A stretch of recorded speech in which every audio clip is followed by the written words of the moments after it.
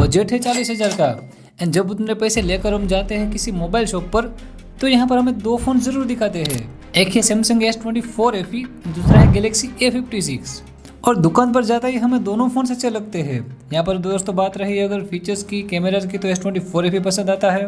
वहीं बात रही अगर लेटेस्ट फ़ोन की तो A56 भी है। और यहाँ पर हम कन्फ्यूज़ हो जाते हैं भाई कि एक पुराना पावरफुल फ़ोन बाय करें या फिर एक लेटेस्ट फ़ोन बाय करें। और अभी सोशल मीडिया पर भी काफ़ी सारे लोग हैं जो S24 FE को अच्छा दिखा रहे हैं कि भाई ये फ़ोन अभी हमें 35,000 में मिल रहा है, सेल में है, डिस्काउंट अच्छा सा मिल रहा है। तो क्या वाकई इतने बजट में ये लेना सही है या फिर उतने ही बजट में जो भी गैलेक्सी A56 मिल रहा है वो बाय करें। और आई थिंक ये सारा कंफ्यूजन आपको भी हुआ होगा। तो दोस्तों मैंने सोचा चलो ना इस पर एक अलग से वीडियो बनाते हैं एंड सभी लोगों को बताते हैं कि भाई अगर आपका भी इतना 40,000 का बजट है तो आपको इन दोनों में से कौन सा राइट चॉइस करना चाहिए, कौन सा फ़ोन अच्छे से लेना चाहिए जो इन फ्यूचर आपके लिए बढ़िया रहे। और आप सभी से ना मैं थोड़ी सी एक और रिक्वेस्ट करता हूँ कि भाई अगर ये वीडियो आपके लिए थोड़ी सी भी यूज़फुल होती है, काम की लगती है, तो दोस्तों चैनल को सब्सक्राइब कर लेना एंड पसंद आती है तो लाइक भी कर देना, जिससे मुझे भी आपका थोड़ा सा सपोर्ट मिले एंड आगे थोड़े से और अच्छे वीडियोस बनाने के लिए थोड़ा सा मोटिवेशन मिले। तो सबसे पहले दोस्तों आप अगर इन दोनों स्मार्टफोन के डिजाइन को देखोगे तो यहाँ पर दोनों का कैमरा मॉड्यूल अलग अलग है। S24 FE में आपको 3 कैमरास मिलते हैं जो सेपरेट है, बट यहाँ पर जो गैलेक्सी M56 है उसमें दोस्तों सैमसंग ने एक कैमरा बम्प दिया है, आपको रीडिजाइन किया है इस कैमरा मॉड्यूल को, जो दोस्तों अदर सीरीज में भी देखने को भी मिल रहा है। वैसे देखोगे तो इन दोनों स्मार्टफोन में आपको 3 कैमराज मिलते हैं, पर दोस्तों यहाँ पर कैमराज में डिफरेंसेस है वो मैं आपको आगे बताता हूँ।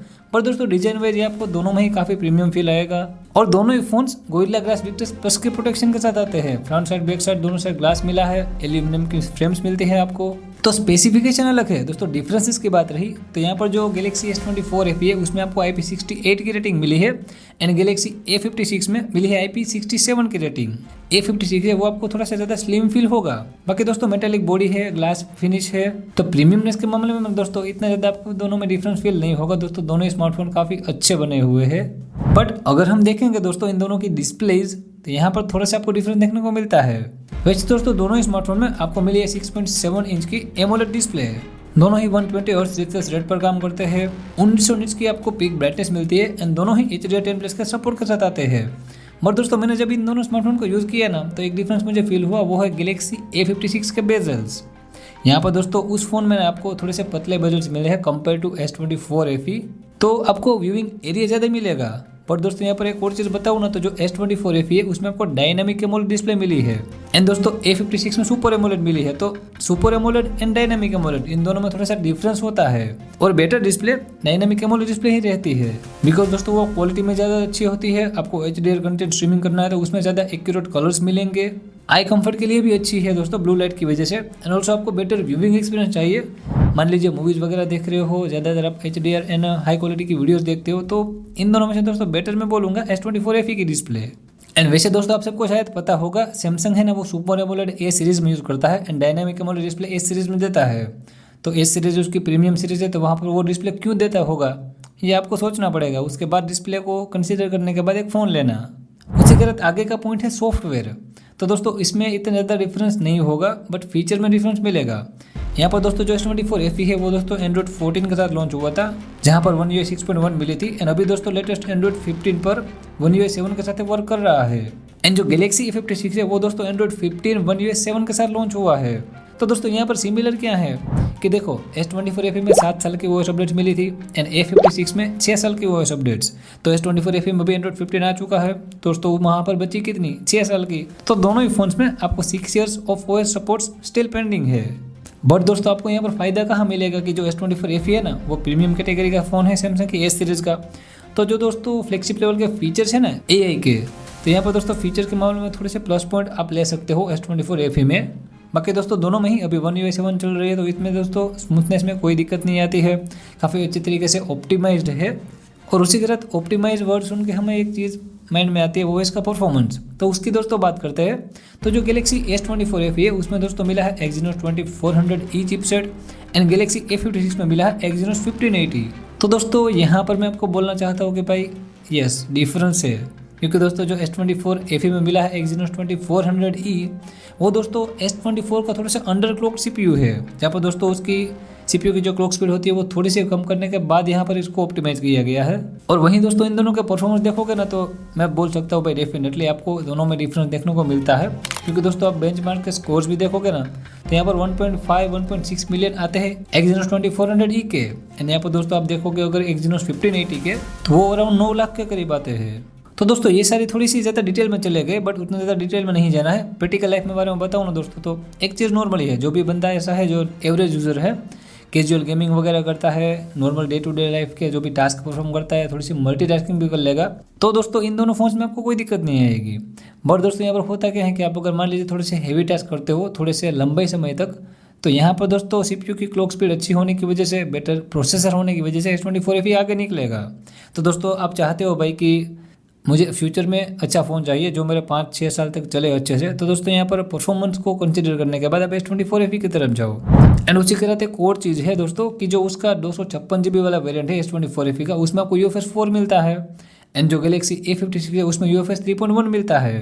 तो दोस्तों मान लीजिए आप अगर 40,000 अराउंड खर्च कर रहे हो एंड UFS 4 वाला फ़ोन ले लोगे तो ओवरऑल फ़ोन का जो आपको यूज़ करने का एक्सपीरियंस होता है ना वो बेटर हो जाएगा।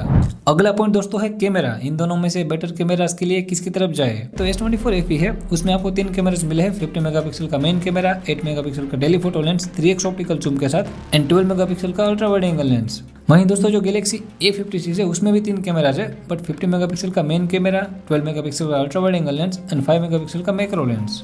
तो दोस्तों यहाँ पर डिफरेंस कहाँ है, पहली चीज़ वीडियोग्राफी, क्योंकि दोस्तों S24FE है ना उसमें आपको 8 के वीडियो रिकॉर्ड करने का सपोर्ट मिलता है, 4K 60 FPS की video front end back camera दोनों में सपोर्ट मिलता है, एंड फुल HD 60 FPS का भी दोनों में सपोर्ट मिलता है। बट गैलेक्सी A56 में वीडियो रिकॉर्डिंग के मामले में क्या है कि आप 4K 30 FPS तक रिकॉर्ड कर सकते हो फ्रंट एंड बैक दोनों कैमराज में, and full HD 60 FPS only back camera को यूज़ करने के बाद रिकॉर्ड कर सकते हो। बट सेल्फी कैमरा से आपको फुल HD 60 FPS चाहिए तो वो नहीं मिलेगी, ओनली फुल HD 30 FPS मिलेगी। तो दोस्तों मान लीजिए आप एक अच्छा बंदा है जो व्लॉगिंग करने के लिए, आउटडोर शूटिंग के लिए फ़ोन लेना चाहता है फॉर बेटर वीडियो एक्सपीरियंस, तो S24FE की तरफ जाओ। उसी के साथ काफ़ी ज़्यादा ऐसे लोग होते हैं जो पोर्ट्रेट फोटोग्राफी को पसंद करते हैं, तो दोस्तों यहाँ पर बोलता हूँ कि आप S24FE की तरफ ही जाओ just because of telephoto lens. आपको यहाँ पर 3x ऑप्टिकल जूम मिला है, तो जूमिंग लेवल पर बेटर क्वालिटी चाहिए पोर्ट्रेट फोटोज़ में या फिर नॉर्मल फोटोज़ में, तो डेफिनेटली S24FE चूज़ करें ना। और हाँ दोस्तों यहाँ पर मैं इन डिटेल सारे सैंपल्स वगैरह ज़्यादा नहीं दिखाऊंगा, बट दोस्तों इन दोनों के आप अगर वीडियोस वगैरह देखना चाहते हो तो मेरे चैनल पर जाओ, यहाँ पर आई बटन में भी है, डिस्क्रिप्शन में भी है, तो यहाँ पर मैं दोस्तों लिंक दे देता हूँ। इन दोनों फ़ोन्स की वीडियो आप आराम से सारी कुछ चीज़ें देख सकते हो। चलो अभी एक चीज़ बाकी रही है, वो है दोस्तों इन दोनों स्मार्टफोन की बैटरीज। तो दोस्तों जो गैलेक्सी S24FE है उसमें आपको 4700 mAh की बैटरी मिली है, एंड गैलेक्सी A56 है उसमें 5000 mAh की बैटरी मिली है। और दोस्तों आप एक चीज़ याद रखना भाई कि जो गैलेक्सी A सीरीज़ है ना उसमें सैमसंग बैटरी में काफ़ी ज़्यादा ध्यान देता है, क्योंकि दोस्तों वो मिड रेंज स्मार्टफोन है, तो उसमें दोस्तों कैसे बंदे रहते हैं जिसका यूज़ पूरे दिन का होता है, ज़्यादा कॉलिंग वगैरह करते हैं, कोई जॉब करते हैं ऐसे जहाँ पर फ़ोन का ज़्यादा यूज़ होता है, तो वो लोग A सीरीज़ ज़्यादा प्रेफर करते हैं because of battery life. And दोस्तों मैंने भी सैमसंग का A54, A55 एंड A56 तीनों यूज़ किए हैं। Compare to Galaxy S series आपको मिड रेंज स्मार्टफोन में ना बैटरी लाइफ अच्छी मिलती है। तो दोस्तों आप अगर ऐसे बंदे हो जिसका मेन बैटरी ही कंसिडर करता है, बैटरी में ही ज़्यादा ध्यान देना है, कैमरा कैसा है, डिस्प्ले कैसी है, वो चीज़ ज़्यादा मैटर नहीं करती, ओनली बैटरी लाइफ के लिए दोस्तों A56 ले लो, क्योंकि दोस्तों उसमें बैटरी के मामले में ना आपको कोई कंप्लेंट नहीं आएगी। तो दोस्तों ये कुछ डिफरेंसेस थे दोनों स्मार्टफोन्स के बारे में, जो इतने पैसे हम खर्च कर रहे हैं तो ज़रूर कन्फ्यूजन होता है। तो दोस्तों और कोई चीज़ आपको लगता है कि भाई मिस हुई है एंड पूछना चाहते हो इन दोनों फ़ोन्स के बारे में, तो कमेंट बॉक्स यहाँ पर आप ही के लिए है, खुला है, जल्दी से कमेंट कर देना। एंड दोस्तों अगर आप सभी को ये वीडियो पसंद आई है तो वीडियो को लाइक करने के साथ साथ चैनल को सब्सक्राइब जरूर कर लेना, ताकि ऐसे ही काम की वीडियोस आपसे मिस नहीं होनी चाहिए। चलो दोस्तों मिलते हैं हम सब नेक्स्ट वीडियो में नए टॉपिक के साथ, तब तक के लिए टेक केयर, बाय।